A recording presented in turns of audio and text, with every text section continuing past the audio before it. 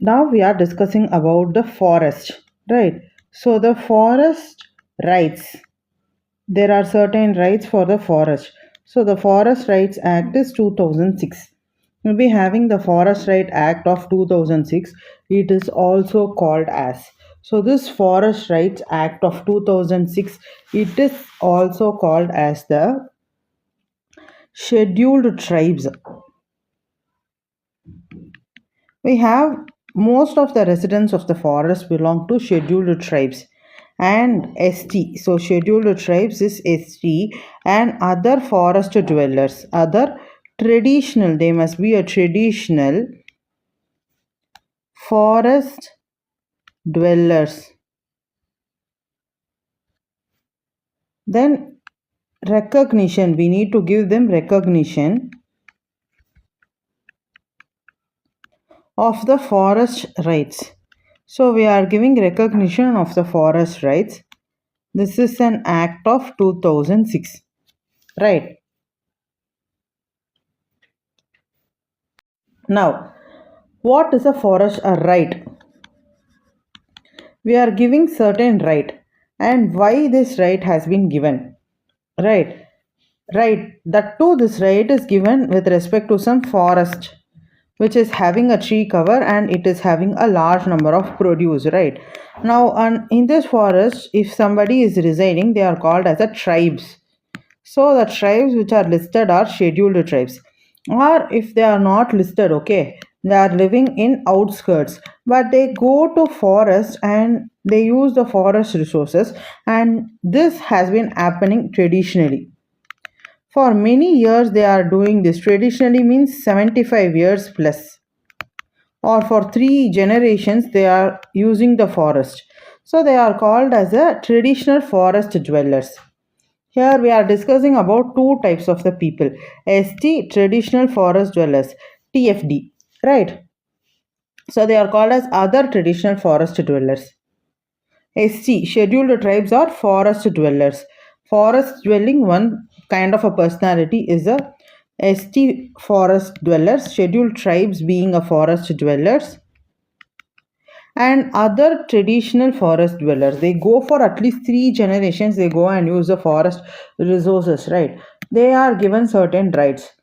So let us see what are the rights which has been provided in the Forest Rights Act of 2006. So this act is 2006. How can you also call this act? We have scheduled tribes who are using the forest, because here one word is used that is called as a rights.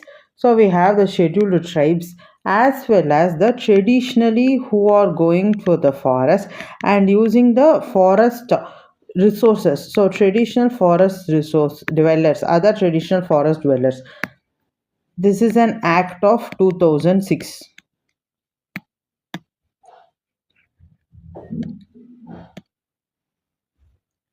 Now, what kind of a right? Right for the livelihood, right? The livelihood right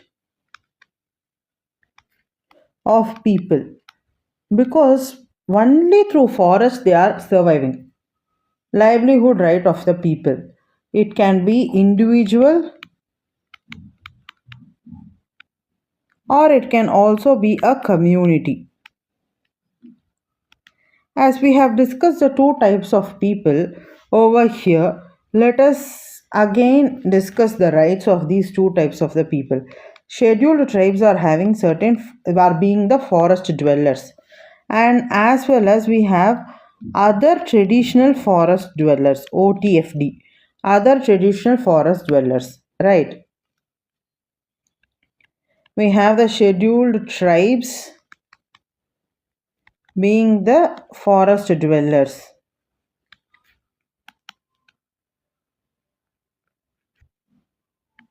And we also have other traditional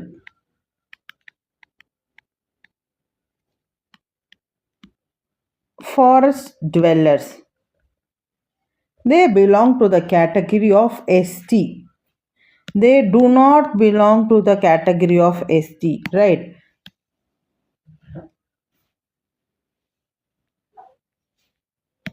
Now, forest dwelling STs, forest dwellers, and they are STs.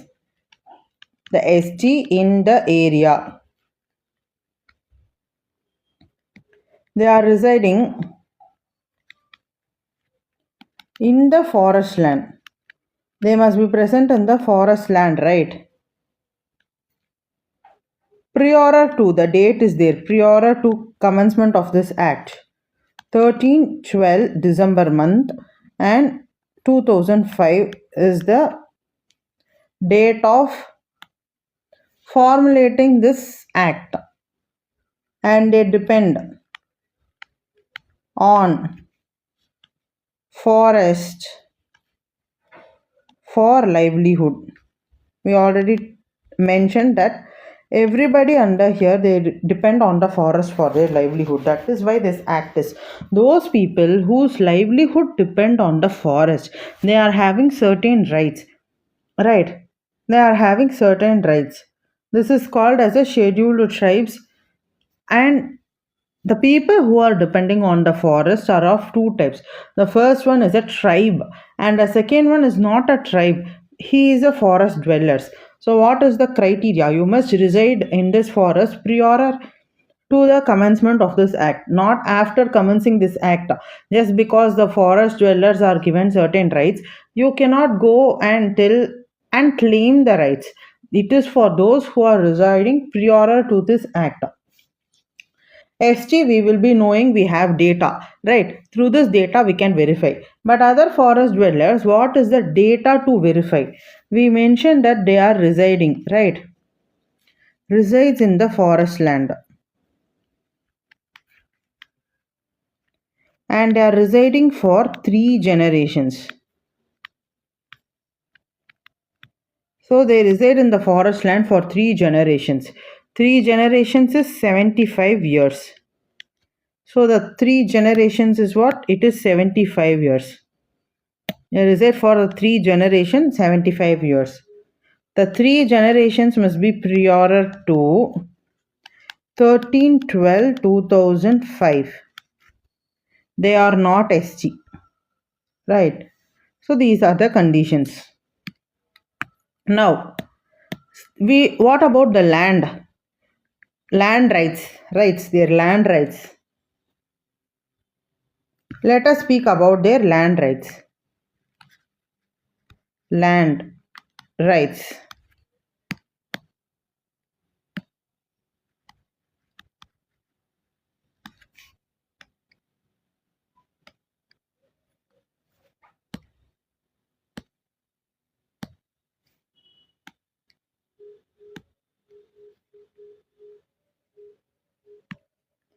Can I acquire it through generations? It is called as heritable. Heritable, yes. Not alienable. It cannot be separated from me. And then it is not transferable. I cannot transfer it.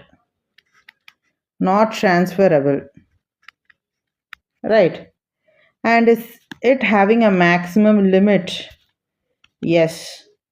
The maximum limit is 4 hectare. Right. What is the maximum limit for the land? It is 4 hectare. And what does it includes? The land is going to include national park, a sanctuary as well. Now we have a reserve park. And also not reserve park, it is reserve forest. A reserve forest. And also a protected area. A protected forest. These are the things which is included in the land rights. It is a sanctuary is being included, a national park is being included over here, and reserve forest and protected forest are being included over here, right? Now the forest dwellers, what they do? The forest dwellers, they are having a right. What is this right? To ownership. They are having the ownership. For what kind of a thing? for minor forest produce. You can take the forest produces, right? What type of the forest produce? Maybe having the forest produce is going to include a honey, wax from the honey, roots. Now for land, when there is a dispute, who resolves the dispute? Gram Sabha resolves the dispute. So this is the things which is mentioned in the Forest Rights Act of 2006. Now this Forest Right Act of 2006, we have a right. Forest Rights Act of 2006. Now this is for the scheduled tribes. We are providing it for the scheduled tribes. And then we are also providing certain rights for forest dwellers who are other forest dwellers. What kind of a forest right? The rights for the minor forest produce. The right is for the forest producers, not, and we are giving certain land which belongs to them. Scheduled tribes, we have scheduled tribes and they are forest dwellers. Other persons, the scheduled tribe list is not mentioned. When they are a scheduled tribe, you don't need them. I mean, we have their data in the records. Therefore, an area residing in the forest land prior to the commencement of this act, it belongs to them. And the land rights is maximum limit of the land is 4 hectares. Other forest dwellers include those who are living for 3 generations must and this 3 generations is prior to the 13/12/2005. Now the land rights includes the national parks, sanctuaries, reserve forests and protected forests as well. They are heritable, can be passed through generations, but you cannot take it away from me and you cannot transfer this. And in case of the dispute, you need to go to the Gram Sabha. These are the conditions with respect to the land. And right of ownership for the minor forest produce. If there is a minor forest produce, they are having the right of ownership for that forest produce. These are the things which are included in the Forest Rights Act, or it is also called as the Scheduled Tribes and Other Traditional Forest Dwellers Recognition of Forest Rights Act 2006. So this video we are going to see about certain rights and conventions as well, right? So first we have seen a right act. Then we are going to see the conventions. Now the first convention over here is, let us have a convention for the conservation of migratory species. So we say that this as a convention. This convention is on conserve. This convention is to conserving the of migratory species.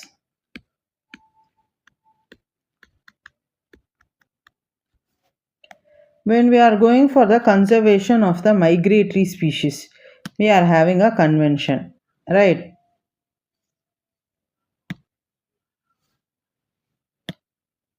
Now, migration. When a species is migrating, wild animal which is migrating from one place to another, right? This is under United Nations Environment Protection, UNEP, right? Similarly, a clue to remember is we have sites also, right? We will be seeing sites. Okay, sites also belong to UNEP. In upcoming video we will see what is sites. And the only thing we should remember that sites is also convention on the migratory species, endangered species. CITES is related to the endangered species. They also belong to the migratory species. They also belong to the UNEP, United Nations Environment Program. So we have a wild animal over here, right? So there is a wild animal and it migrates. So this convention is also known as the Bonn Convention. When an organism migrates, it is also known as the Bonn Convention on Migratory Species. So this convention, we have to remember few datas in the sense when it is adopted. 1979, enacted or came into force. Enacted or came into force. It has came into force in 1983, right? And also another important point is only treaty. This is the only treaty for migratory species at global level. Only treaty for the migratory species which is at the global level. Globally, we are having only one treaty, right? So we'll be having a Bonn Convention, and this is a convention on the migratory species. Bonn Convention is on the migratory species. It is also known as the Convention on Conservation of the Migratory Species. It is under UNEP. We have already seen that CITES is related to endangered species. It is also United Nations Environment Program. It is the only treaty for migratory species at the globally, and it was adopted and enacted 1979, 1983. But CITES is in 1975. So CITES is older to this treaty. In fact, first they will speak about the endangered species, right? Then they will speak about the conservation of migratory species. Now, there are certain provisions which are legally binding as well as non-legally binding. Legally binding as well as non-legally binding. It covers the native, intermediate and range states, terrestrial, aquatic and avian migratory species. Right. One thing to be mentioned over here itself is India is a part. India is a part of this convention, and it covers the wild animals. What kind of wild animals? There is an avian wild animal which is flying, aquatic wild animal, terrestrial migratory species.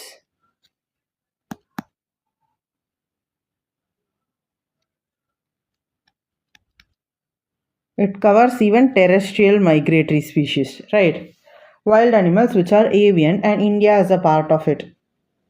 Now, we say that the states is what kind of the states? It covers a native state. Intermediate state, when an animal comes from a native state, it goes to another state, and the state is intermediate. And range state is the final destination for those animals, right? So it covers a native state from A to B it is going. In between we have few states are called as the intermediate states, native state, and B is what we call it as the range states. So it covers all these, native state, intermediate state as well as the range state. It is having two appendix. This is the highlight. It is having two appendix. First one is appendix 1 and the second one is appendix 2. Whereas the site is having three appendix. Site is having three appendix. Here what does appendix 1 mean? Appendix 1 is an endangered, a species which is endangered. And appendix 2 is the one which needs conservation. Appendix 1 is endangered and 2 is the one which needs conservation. So this is what we have, the Convention on Migratory Species. For the Convention on the Migratory Species, It is also known as the Bond Convention. It covers wild animals, which is flying, avian, aquatic in water, and terrestrial as well. India is a part of this convention and it is under the UNEP. Even CITES is also under UNEP. Next, we are going to discuss about the CITES only. It is the only treaty for migratory species at the global level. It was adopted in 1979 and enacted in 1983, right? Legal plus non-legal, not legally binding treaties are present in it. It covers the native, intermediate, and range states. Native, intermediate, and range states. So, Appendix 1 is related to the endangered species, and Appendix 2 is the one which needs conservation. Right. This is what we be seeing related to the Convention on Conserve. We need to conserve the migratory species. Now, when we go for the next thing,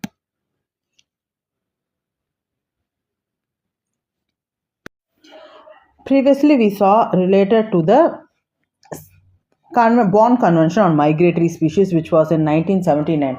Now we are going to see related to the endangered species. We have CITES, right? CITES is related to conservation. We need to, convention. It is a convention. This is the convention on the, we are doing international trade. Convention on internationally, there is a trade. This trade is in the endangered species.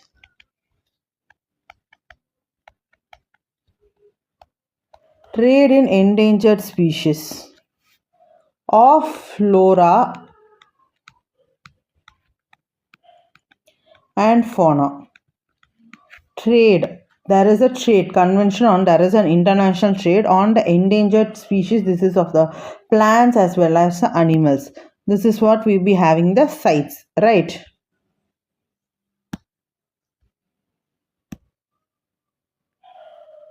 Now, when does it come into force? It was adopted in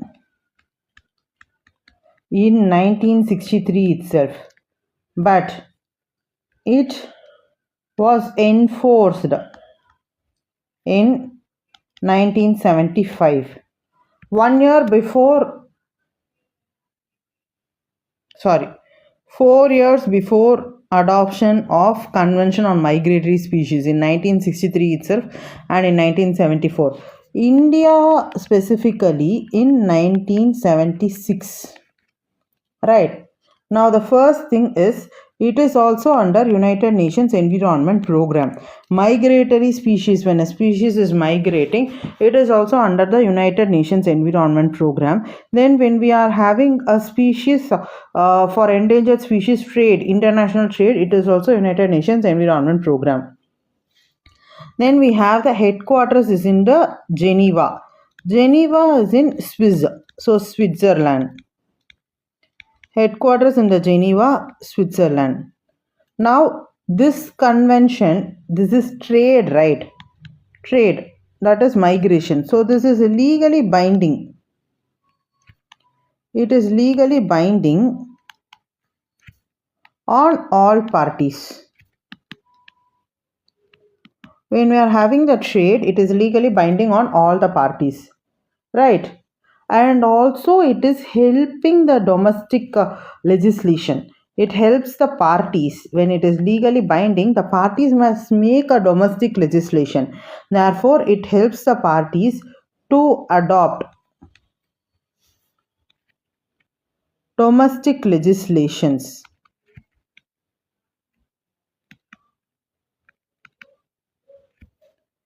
This is by providing a framework. So it is helping the parties to adopt a domestic legislation. This is by providing a framework. That is how we say it as legally binding. Right? Legally binding in the sense it helps the parties to adopt for a domestic legislation. As we already told, Appendix is 3. Whereas we have the Bonn Convention, we have only 2 appendix. The appendix 1 is on the endangered species and the appendix 2 is related to the species which needed conservation. Here we have three appendix, right? So the first one is appendix 1, as the name suggests, right? When we are going for the endangered species, we are looking into the species at the danger of extinction. They are at the verge of extinction. We will not have this species. Here extinction is the key word, right? We will not have the species in itself. So what we will do for such a species? The commercial trade is prohibited. This is having a danger of extinction. Therefore, we say that the commercial trade, normal trade in commercial is prohibited. Right. The commercial trade is prohibited. We need permit. Why do we need permit? For importing and exporting. Import and export. And what is the condition for this import and export? Research. Here we are again putting a condition. Only if origin country, we say the origin country where the species are naturally occurring, but it is an extinction, it is at the verge of extinction, right? Origin country is going to ensure, the origin country ensures that, it needs to ensure that the trade won't harm, the trade won't harm the species. We say that this kind of a trade, such a trade is not harming the species. Chance of survival. The species is having a chance of survival, right? Now we know appendix 1 is complicated because it involves a dangerous species. Here we are not using any term called as endangered, but in Bond Convention we are using the term endangered in the appendix. In endangered species we are using the term danger of extinction, right? Now what is a Convention on International Trade in the Endangered Species? That is under the United Nations Environment Program. So the headquarters of this is in the Geneva, Switzerland. It was adopted in 1963, but it was enacted in 1975. Whereas we say that the Convention on Conservation of Migratory Species was adopted in 1979 and it was enacted in 1983. Right, this is legally and non-legally binding, and it is having two appendices. One is the endangered species and one which one needs conservation. But here the trade is legally binding on all the parties. It means that it helps the parties to adopt domestic legislation, right, by providing a framework. We have appendix 1 is whether when they are under danger of extinction. Commercial trade is being prohibited, right? You cannot trade on them. Example is, we need to provide certain example. One example, Asiatic lion. Only for research, that too the origin country should ensure, which should ensure, origin country ensures, right? The origin country must ensure that the trade won't harm the species' chance of survival, right? Now the next appendix is appendix 2. Now when we have a species which is at the verge of extinction in appendix 1. Now what kind of a species is involved here which is not facing? It is not facing imminent extinction.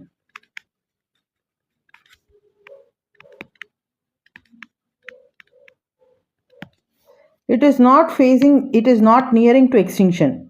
But conservation is needed for this species, right?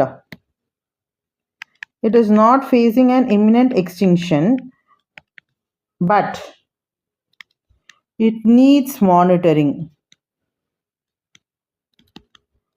We say that it is not facing any threat, but why does monitoring is required for such a species? Monitoring is required so that any trade, so the trade does not become a threat.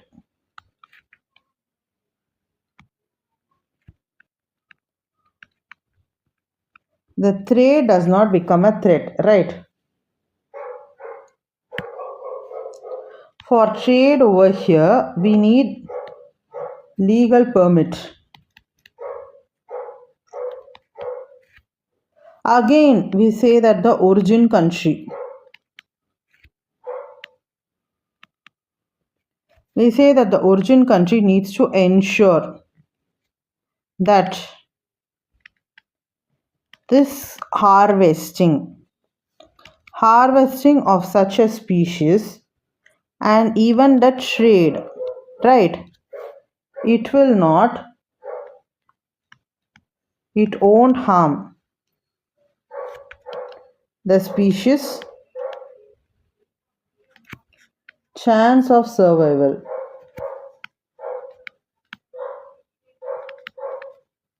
Here the origin country must ensure that it will not harm the species chance of survival. The origin country should ensure that harvesting and the trade is not leading to the chances of harming the survival. It is not extinction. It is not facing extinction, but we need an immediate monitoring. Example, very good example of this is alligators whose skin are being used for trade. I call it as a American alligator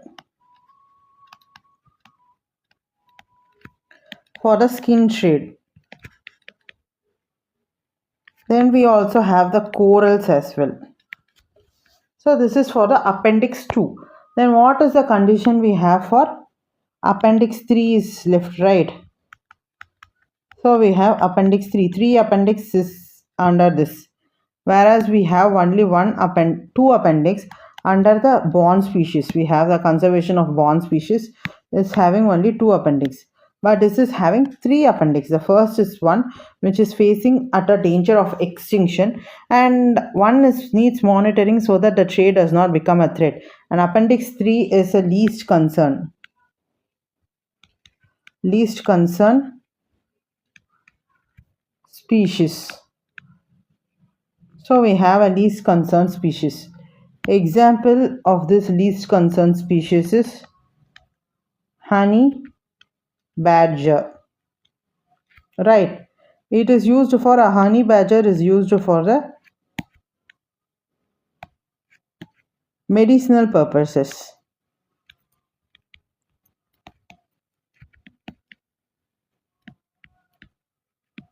Right. Now, for how somehow the species are added into it or removed into it, right? For the sites when species are added or removal, we will be having the COP, which means 2 to 3 years once to add or remove from the appendix 1 to, right? For appendix 1 and 2 we need conference of parties, whereas we say that the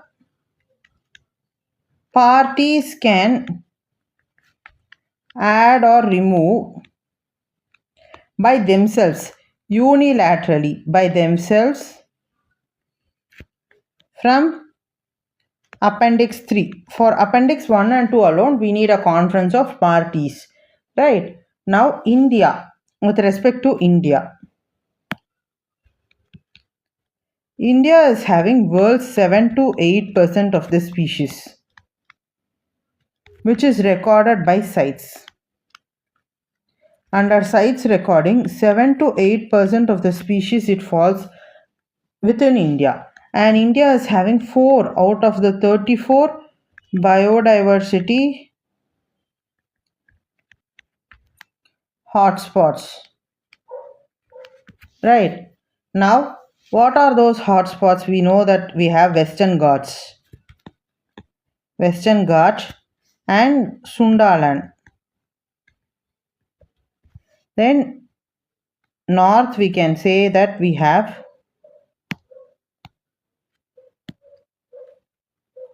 Sundaland. In the north we'll be having the Himalayas and Indo-Burma. So these are the 4 things. And India, it prohibits international trade of endangered wild species. What do you want to tell about India? India, it prohibits the international trade of the endangered species. So this is related to the CITES. When we are comparing CITES and Bonn Convention, this is for migratory species, just for the migratory species, right? Now here we are using animals, wild animals which are flying or it is aquatic or terrestrial. Yes, India is a part of it. It comes in 1979 and it is enforced in 1983. This is the only treaty for migratory species at a global level. It is under the UNEP and CITES is also under the UNEP. Here, when it is migratory species, it is legally or non-legally binding. It covers a native, intermediate and range states. Appendix 1 is related to the endangered species and Appendix 2 is related to the species which needs conservation. What is CITES? We have Convention on the International Trade in Endangered Species. The endangered species are of flora and the fauna. UNEP and then headquarters is at Geneva, Switzerland. Now in CITES itself, Appendix 1 and 2 requires conference of parties which meets 2 or 3 years for adding and removal. But for Appendix 3, it can be removed or added unilaterally by the parties. India holds 7 to 8% of the species recorded by CITES. Now 4 out of 34 biodiversity hotspots are present in India. They include like Western Ghats, Sundaland. Then we have Himalayas and Indo-Burma. India prohibits the international trade, right? India prohibits the international trade of endangered species. Now, this trade is legally binding, therefore, it needs to help the parties to adopt domestic laws. What is Appendix 1? When there is a danger of extinction, therefore, commercial trade is being prohibited. But permit is needed for import and export only if the origin country assures that trade won't harm the species' chance of survival. Example is the Asiatic lion. These are related to trade, right? So for trade, we have another organization which is an NGO that will be discussed later. As of now, Appendix 2 includes which are not facing imminent extinction but needs monitoring. They are not facing extinction but they need monitoring. So the trade does not become a threat. Legal permit is required. Origin country ensures that its harvesting or trade won't harm the species' chance of survival. American alligator is the example. And Appendix 3 is the least concerned species and nobody is worried about it. Now, this is related to trade in species, right? We have an NGO which is also related to trade in species. The NGO is known as the traffic. NGO. So we have an NGO and for the conservation of the species. This NGO is traffic. Which came the next year we have CITES. CITES was in 1975. CITES was adopted in 1963 and enforced in 1975. The next year after CITES we have an NGO for traffic. This is for monitoring the trade, right? Wildlife trade is being monitored. We have trade in the wildlife, right? So the wildlife trade monitoring. For monitoring the wildlife trade, we have this network. Wildlife trade monitoring networks. Now this is an NGO, so World Wildlife Fund plus IUCN established this NGO. Established the traffic, right? World Wildlife Fund and IUCN. Now we see CITES, it is under UNEP, and we also saw Convention on Migratory Species, it is also under UNEP. This is World Wildlife Fund for Nature and IUCN has established an NGO for wildlife traffic trade monitoring.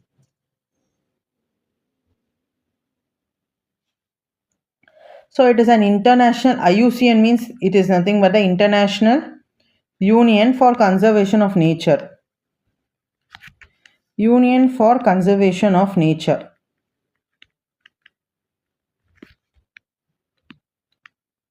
We will also look into IUCN later. This is an international union on the conservation of the nature, right? So,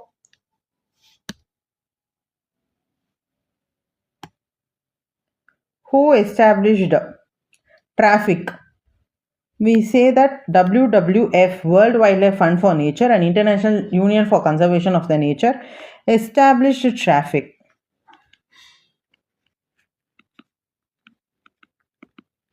Now, trade in the wild plants, that is flora, and wild animals, that is fauna. Wild flora and fauna should not be a threat. It is not a threat to the conservation of nature.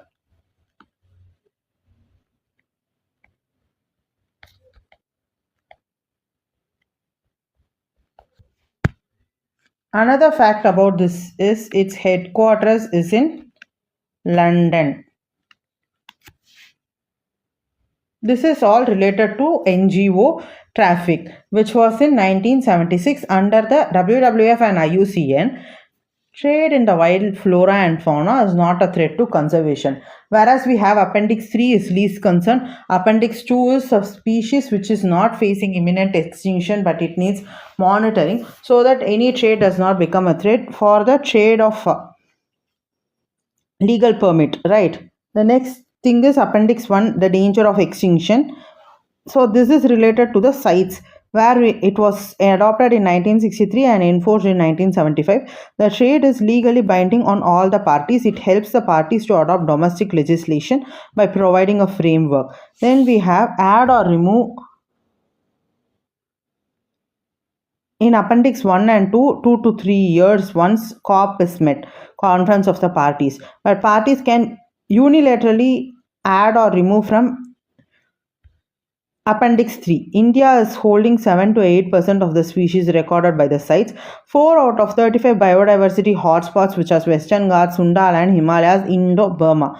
India prohibits the international trade of endangered species. These are the information related to the sites. Then when we are going for the Convention on the Conservation of Migratory Species, UNEP, both are UNEP, and India is a part, and wild animal, right? This is the only treaty for migratory species at a global level. It is having two appendix. The first is endangered species and the second is needing conservation, right? So these are the conventions and NGOs